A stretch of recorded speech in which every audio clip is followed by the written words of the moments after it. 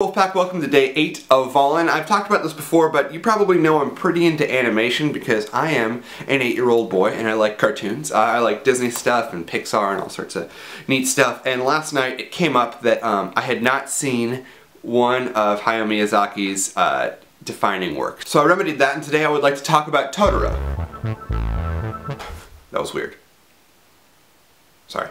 Anyway, so last night for the first time I saw the film My Neighbor Totoro, and back here again. He's behind me, isn't he?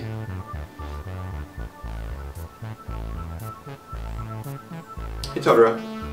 He's cute. For those of you who have not seen the film, it's about two young girls who move out to the countryside with their dad, and then they meet a forest spirit named Totoro who likes to sleep and is very silly and has just the most gigantic smile ever. I really like the movie. I liked it a lot because it's very different than almost anything that you can see in the world of animation other than other Miyazaki films. I'd seen Ponyo I'd seen Spirited Away, but I had never seen My Neighbor Totoro, which is the film that I feel like most people start with Miyazaki. So it's really interesting to kind of go back to that after seeing some of his other work, and also seeing how his work has affected so many other things that I love. As you guys probably know, I really love Pixar, and it's very easy to see that the creators at Pixar look up to Miyazaki a lot. Specifically John Lasseter. He's talked a lot about it, about how he's a huge fan of his, and you can see the way that the stories are built and the way the characters are built and just the way that they present a magical world to you. That Pixar has learned a lot from Miyazaki, and I like that a lot.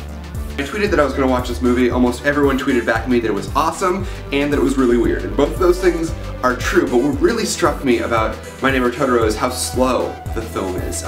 You don't even meet Totoro until pretty deep into the movie, and then he only shows up a couple times, but when he does, those moments are so magical for the characters and also for the audience that they make them really memorable. My personal favorite moment in the entire film, and this is not a spoiler for you if you haven't seen it. If you have not seen it, I highly recommend going to see it. I'm sure it's available online. You can probably watch it right now. You can stop watching this video and watch it right now. My favorite moment in the film is when the two little girls are waiting at the bus stop for their father, who's forgotten his umbrella. So it's a very sweet moment. They brought him his umbrella, and Totoro, who's just this giant he's like a giant cat, rabbit, owl creature. He's like a combo. I mean, like, look at him. He's very cute. Shows up next to them, and he needs an umbrella because he's getting all wet. He's just got like a little leaf on his head. And so they give him the umbrella, and then he's just like this silly creature, like playing with an umbrella, and that becomes a fixture for the whole rest of the film. And then later, as he's doing all these magical things, sort of flying around and just being Totoro, he has this almost Mary Poppins quality to him, since he has this umbrella, and he's just floating around making these girls' wishes come true, or helping them make their own wishes come true, really.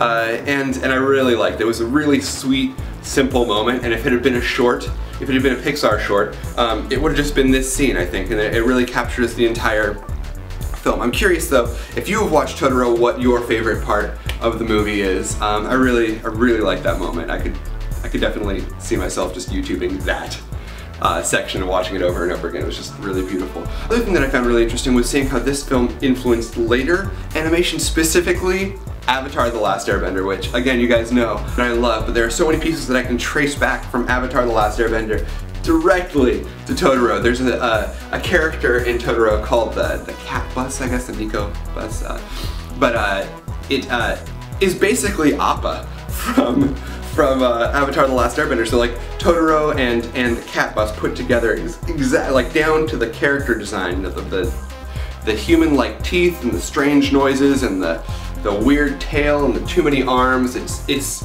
really interesting, and I don't mean to say that Avatar ripped it off, but it's so neat to see when one artist influences another so directly and so strongly.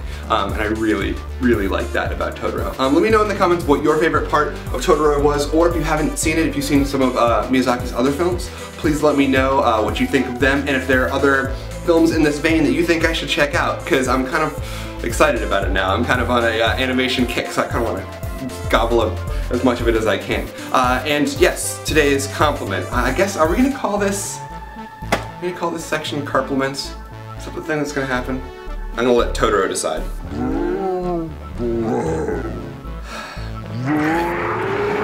Today's Carp Lament. This Carp Lament goes to the person who painted this Totoro, to Joey Graceffa, who let me use his room for this vlog. Thank you very much, Joey. And I will say this about you: you have the prettiest hair on the internet. The rest of you, see you later.